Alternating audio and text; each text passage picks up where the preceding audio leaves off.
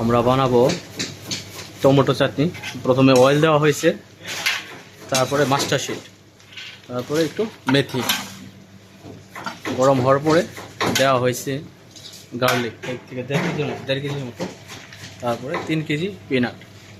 আর এখানে tomato fresh, এখানে 30 KG roast করা হয়েছে। রোস্ট প্লাস স্টিম দোনো একসাথে মিক্স করে তারপরে এরপরে দেওয়া হবে কাশ্মীরি চিলি পাউডার, দেন কাশ্মীরি চিলি হোল 2টা। এখন আমরা দিয়ে দিচ্ছি ড্রাই চিলি, বাদামটা একটু বাদাম অ্যান্ড গার্লিক একটু ব্রাউন হওয়ার পরে কাশ্মীরি চিলি হোল ভালো করে ভাজা হচ্ছে।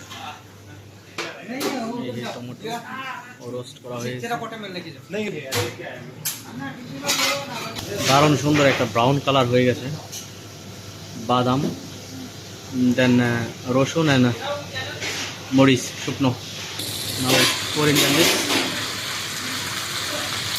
This curry leaves. Curry leaves? What क्या डाला? And then green chili. Now I can mix it and cook it. अभी डालेगा Kashmiri chilli powder 200 gram, 200 gram. Good mixing and tomato roasted.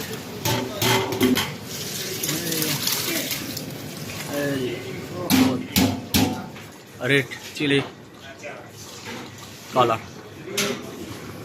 put salt.